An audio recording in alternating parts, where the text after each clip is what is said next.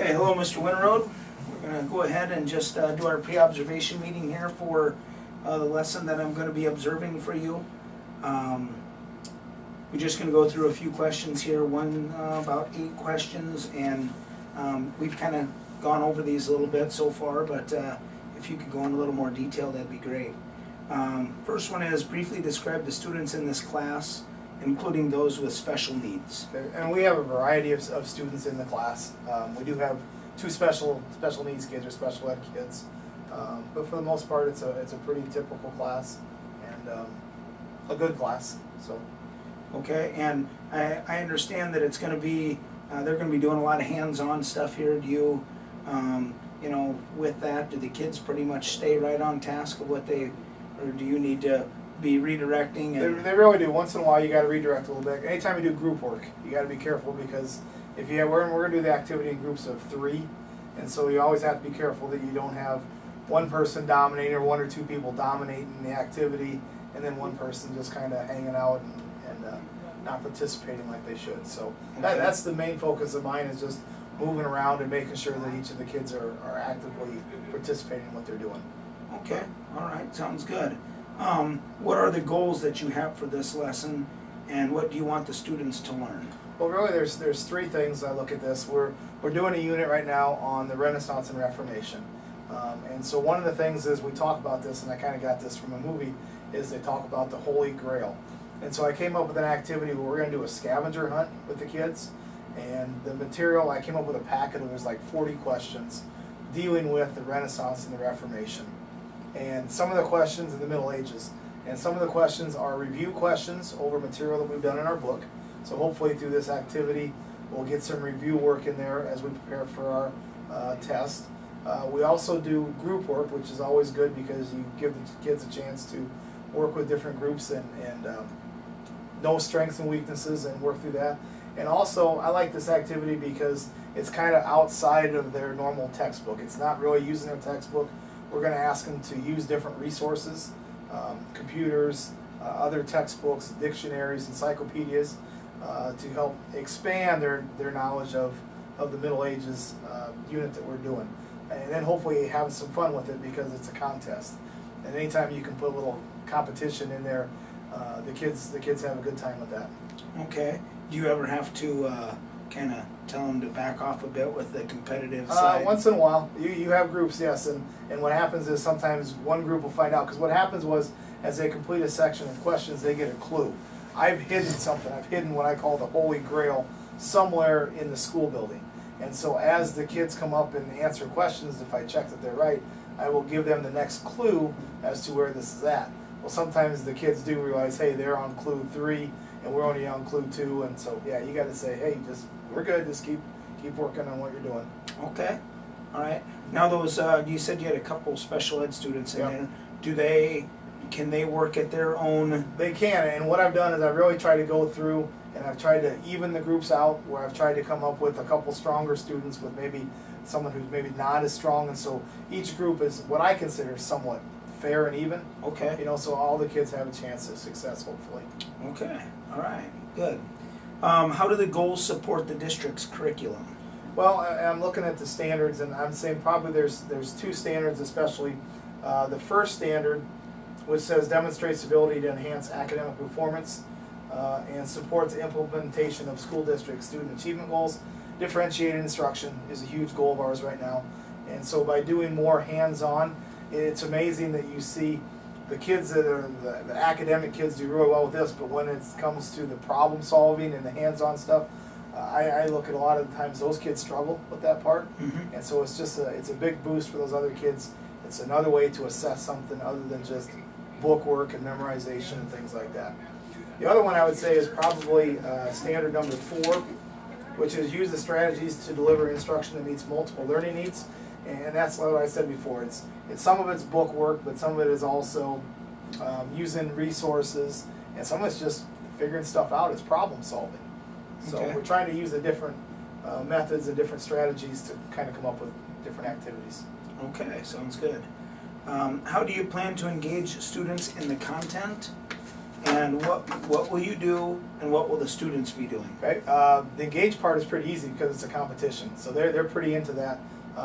What I told them is each group, we have one winner out of each class group, and the winning group, I bring a treat for them that they get it. So the competition part is very much a motivation for the kids. What was the other question? Engaging the students, so Okay. engaging them, give me some examples of how they're engaged with those when they're doing the scavenger Okay. hunt. Well, what they're doing is they usually have a group that's working on questions, and we try to have them split the questions up so each of the kids are responsible for part of the questions. And then when they come together, then they get a clue, and as a group, they're trying to solve it, and they're trying to come up with like, what is he doing here, and how is he trying to get us to find these things? Okay.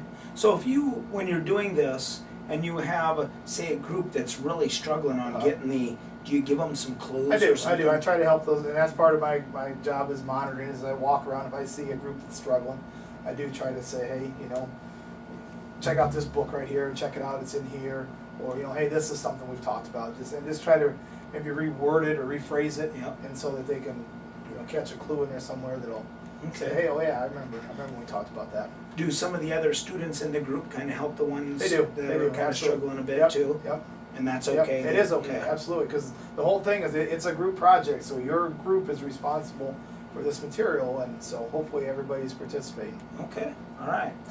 What difficulties do students typically experience in this area? Well, And how do you plan to anticipate these difficulties? the biggest one is anytime you have group work is it seems that you have a couple kids that dominate different situations, and you have maybe some of those lower kids that just like to just kind of let somebody else do the work. And by dividing the questions up, then everybody's responsible. Then I'm responsible for these questions. And a lot of times I can pick some of the questions that, some of the basic questions that, those kids can get. And when they start understanding that, hey, I can do this, and these are something, if I just work a little bit, that they're usually pretty motivated about that. But there are some groups you got to walk around and say, hey, you got to help your group out a little bit here, and that's part of my job is monitoring too. So. Okay. So do you set things up like with the other staff members that, hey, someone may be coming and asking you a question about this? I do once in a while, like we use secretaries. I'll use like maiden names for some of my clues or some things like that.